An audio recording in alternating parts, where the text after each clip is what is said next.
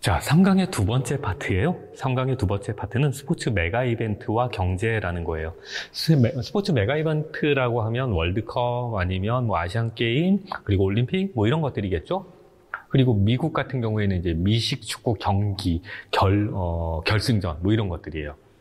그런 메가 이벤트가 경제와는 어떤 영향을 주고받는가의 문제를 보는데, 여기는 앞에서 했던 얘기가 조금 중복되고 반복되고 하기 때문에 빨리빨리 넘어가셔도 돼요. 이런 데서 시간 많이 끄지 마시고. 자, 정치 경제적 효과예요. 여기 또 인트로덕션이잖아. 그러니까요, 개요예요, 개요. 그러니까 앞으로 이런 내용을 공부를 할 겁니다, 이런 내용을 다루겠습니다라는 걸 안내드리는 거지, 여기에서 막 시험 문제 나오고 이러지는 않습니다. 우선 자, 스포츠 메가 이벤트를 해요. 우리나라 같은 경우에는 88 올림픽을 기억하시면 됩니다. 88 올림픽 때에, 물론 제가 어렸을 때였어요. 우리나라 그렇게 잘 살지 않았던 것 같아요. 왜냐하면 저희 동네에 88 올림픽 때에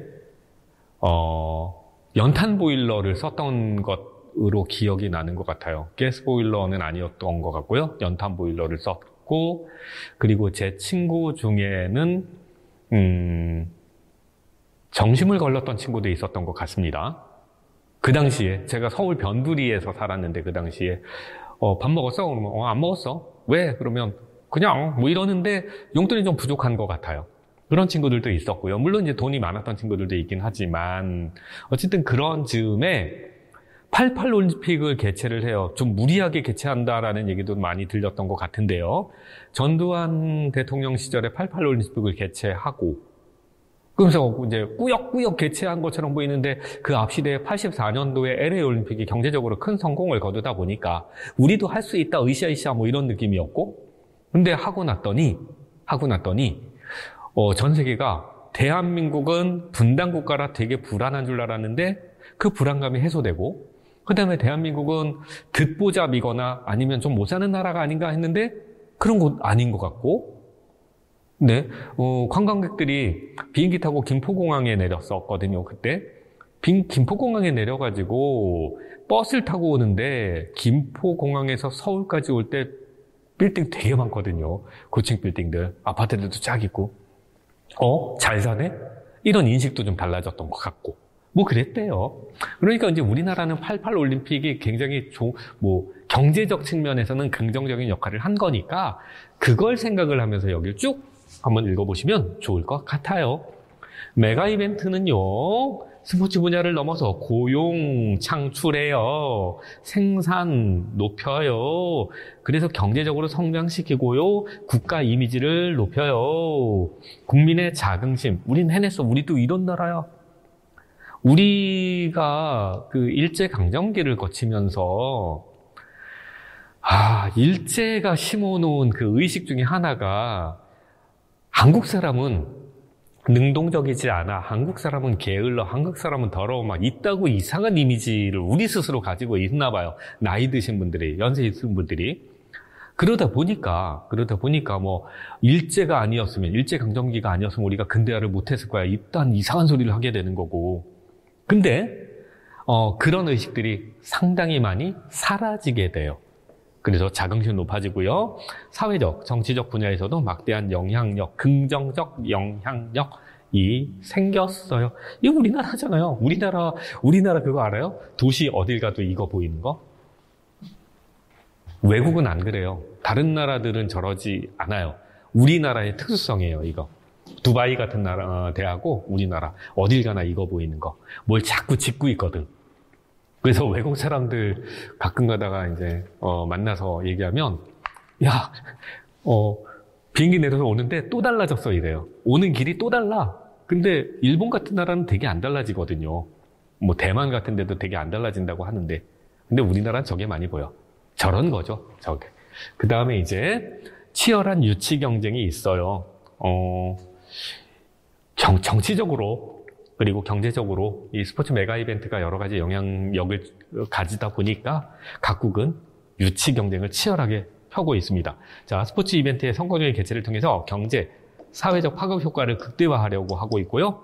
그러다 보니까 각국은 격렬하게 유치 경쟁을 치르고 있습니다. 자, 그 다음에 이제 그러면 국제 스포츠 이벤트의 사회적 기능을 한번 볼게요.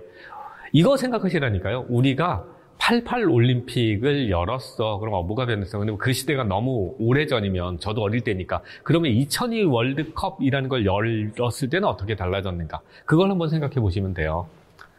자, 2002 월드컵을 열었을 때 개최했을 때 우리 국민이 그전 시대에 IMF라는 걸 겪었습니다. IMF가 이제 국제 어쩌고 저쩌고 하니까 이게 국제기구처럼 보이는데 사실은 돈 놓고 돈 먹기 하는 그런 집단이에요. 우리나라한테 돈을 빌려주더니 갑자기 돈을 확 갚으랬어요. 그래서 못 갚아가지고 막 서민들이 금 내놓고 이런 거잖아요. 그래서 어쨌든 갠신이 극복한 거예요. 갠신이 굉장히 많은 걸 넘겨주면서. 그런데 이제 그때 좌절감에 빠져 있었고요. 제가 그 당시에 근무하던 학원도 문을 닫았으니까 제법 큰 학원이었는데, 근데 이제 그런 좌절감이 있었는데 이 행사를 우리가 치러내면서 그걸 극복해요. 그리고 개최국가의 그리고 지역 주민들의 삶의 질 향상에도 기여해요. 막 새로운 시설들이 만들어졌으니까 주로 뭐가 만들어졌냐면 우리나라 같은 경우엔 경기장, 보조 경기장. 근데 그게 나중에 지역 주민들한테 오픈됐어요. 그래서 제가 상암동 살았을 때는 그 보조 경기장에서 늦은 밤에도 그 축구 경기하고 뭐 이런 분들이 많았었습니다. 그 다음에 이제 국민 연대감, 일체감 해도 돼요. 일체감 형성되기 시작합니다. 국제 스포츠 행사는요, 개최 국가와 지역 주민들의 삶의 질 향상, 국민의 연대감 고양하는데 중대한 영향을 미쳐요. 2002 월드컵 때 빨간 옷 입고 같이 막 뛰고 얼마나 그랬어요, 우리가. 그러면서 처음 보는 사람하고도 같이 어울리고, 네, 그랬었습니다. 그러면서 이제 그때 2002 월드컵 때요, 우리나라 팀이 경기를 할 때는요, 범죄율이 낮아졌대요. 그런 연구 결과가 있어요. 그만큼 이제 국민의 일체감 같은 것들이 높아지고요. 국민의 일체감이 높아지면 사회가 안정적으로 유지가 됩니다. 그다음 문화적 이해의 증진, 국제 스포츠 행사를 통해서 각국이 교류하고요. 그래서 서로의 문화에 대한 이해를 증진하게 돼요. 그래서 한국이란 나라에 대해서 굉장히 사람들이 많이 알게 되는 거지. 그죠? 그리고 이제 우리나라 같은 경우에는 문화가 되게 보수적이었는데 이런 행사를 하면서 다른 나라의 문화, 그리고 다른 인종에 대한 그 이해, 이런 것들도 높아졌대요. 그러면 이 정도는 한 번만 읽어보면 돼요. 좋은 말들만 있다, 그죠? 그 다음에 이제 메가 스포츠 이벤트의 효과인데, 긍정적, 부정적으로 한번 나눠서 보자는 거죠. 그러면 긍정적으로는 어떻게? 그러면 성공적 개최를 하면 국가 이미지가 높아져요. 대외적으로 대한민국이란 나라의 이미지가 많이 개선됐어요. 그 다음에 개최 과정에서 국민들의 자긍심이 상승해요. 아까 드렸던 말씀이에요. 그죠? 그 다음에 사회적 갈등이 완화돼요. 네, 도둑이 줄었다니까요. 싸움도 줄었어요. 싸움도 줄었고, 심지어 응원하다가 남의 차에 기 올라가서 남의 차 지붕에서 길길이 뛰고 그런 사람들도 있었는데, 차주가, 네, 요즘 같으면 상상도 안 되죠. 그냥 차주가 흔쾌히, 괜찮아, 한 적도 있다고 하더라고요. 그리고 협력의식이 강화되는데, 부정적으로는요, 실패하면 국가 부채가 말도 못하게 올라가요. 실패하면. 그리고 경제적으로 언제나 성공하는 건 아니랍니다. 경제적 성공의 첫 단계는 뭐였다? 84년 LA 올림픽이었다. 그 전까지는 적자이거나 본전 뽑으면 다행이었던 행사예요. 그런데 이제 만약에 실패했다, 대박 실패했다, 난리 나는 거지. 그 다음에 이제 지역 간 불균형이 심화됩니다. 라고 했는데 이게 뭔 말이냐. 2002 월드컵을 이제 개최하면서 우리나라의 각 도시에 그 스타디움을 지었죠. 그 경기장을 지었단 말이에요. 그랬는데 경기장이 지어진 쪽에서는 경기가 활성화됐어요. 그리고 그 경기장을 그 뒤에도 잘 이용하던 도시들은 괜찮았어요. 그런데 경기장이 없어. 그러니까 외국에선 관광객들이 돈을 들고 엄청나게 쏟아져 들어왔는데 우리 도시엔 안 와. 우리 마을엔 안 와. 그럼 이 마을은 돈을 못 버는 거잖아요. 근데 어떤 마을에 가서 돈을 펑펑 쓰네? 거긴 돈을 벌잖아. 자, 그러면서 지역 간 불균형이 심화되는 거고요. 시설에 대한 과다한 유지 관리비 발생한다. 이게 그 얘기예요. 자, 경기가 끝났어. 이제 그 이벤트가 끝났는데, 서울 같은 경우에는 그 상암동에 있는 스타디움을 잘 쓰고 있어요. 가수들 콘서트에도 빌려주기도 하고, 잠실 경기장도 그런데, 이렇게 잘 쓰는 경우도 있는데, 어떤 지역에 가면 그게, 쓰임 없이 그냥 덩그러니 놓여 있어요. 흉물스럽게. 그런 경우도 있어요. 유지관리비가 너무 많이 들거든. 그 다음에 이제 유치 지역에 부동산 투기 발생한다. 이건 말할 것도 없죠. 그죠? 상암동, 서울 상암동도 MBC랑 기타에 방송국 있는 그 동네에 아파트가 엄청 올랐어요. 무지막지하게. 부동산 투기 발생합니다. 그 다음에 날개 부분이 지금 없기 때문에 그냥 확확 넘어가고 있는데요. 자, 국제 스포츠 이벤트의 경제적 가치이라는 건데 했던 얘기가 반복이니까 한 번만 읽어보죠. 그냥 쭉쭉쭉쭉쭉쭉 읽어보시면 돼요. 여기는. 자, 빨리만 볼게요. 건설 투자 증가한다 그랬죠. 그리고 고용 창출한다 그랬죠. 네, 그럽니다. 소비 증진인데요. 돈이 도니까 내 주머니에 돈이 막 들어오거든. 그럼 나도 쓰거든. 그런 다음에 관광이 활성화됩니다. 그 다음에 국가 이미지 향상돼요. 그리고 외국 투자 유치하는데 유리해져요. 이건 빨리 넘어갈게요.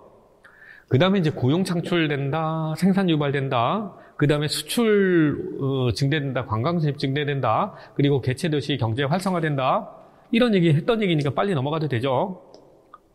그 다음에 이제 이게 중요합니다. 이게 LA 올림픽이 성공할 수 있었던 이유.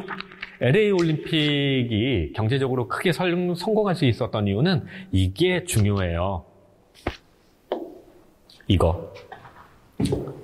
다국적 기업이 후원을 하는 거예요. 그 전까지만 해도 올림픽 아니면 월드컵 이런 것들은, 월드컵은 좀 그렇지만 올림픽 같은 경우에는 아마추어리즘이 강조되고 있었단 말이에요. 그러다 보니까 기업의 후원을 적극적으로 받는다든가 아니면 기업의 후원을 유치하려고 한다든가 하는 건 좀 꺼리는 분위기였어요.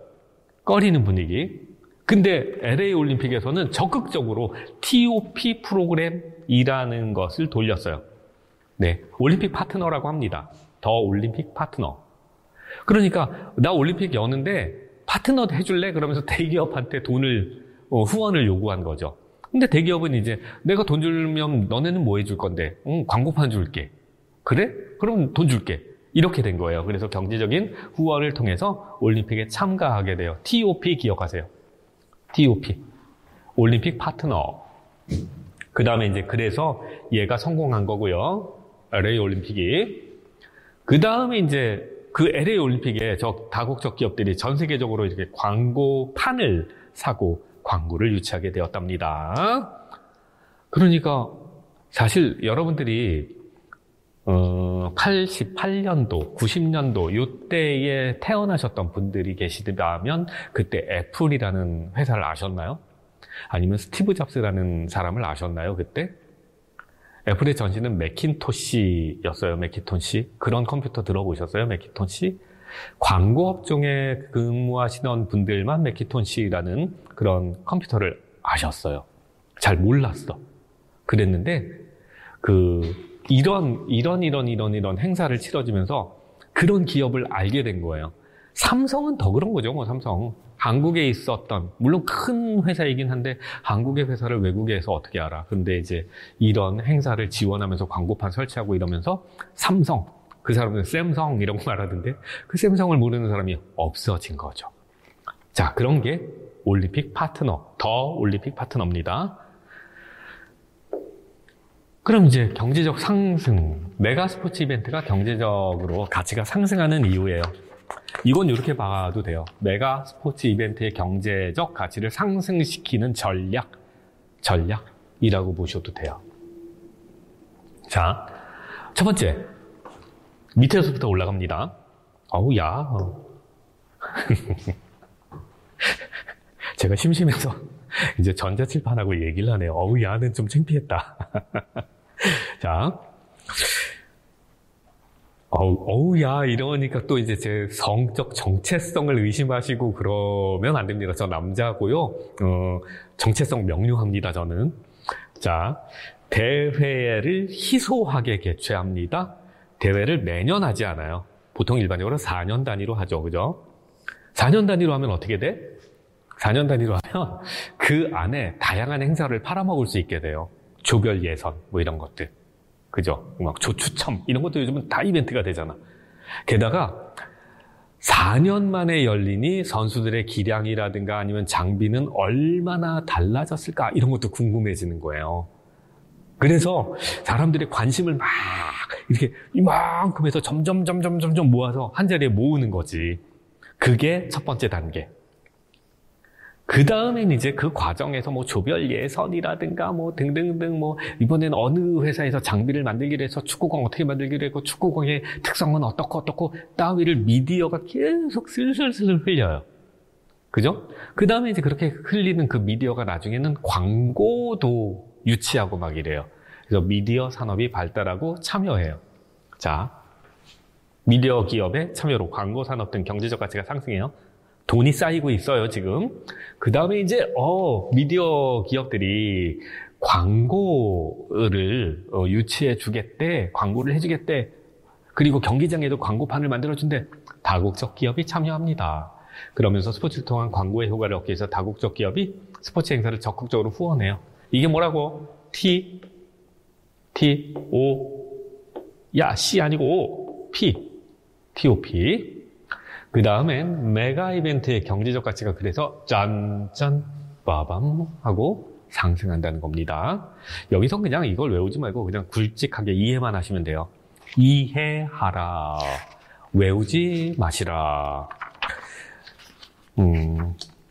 네, 뭐 스폰서십에 대한 얘기가 있는데 몰라도 될 것 같고요. 한 번만 읽어보셔도 될 것 같아요, 교재는. 그 다음에 이제 스포츠 메가 이벤트에 대한 설명으로 잘못된 것은, 옳지 않은 것은 이래요.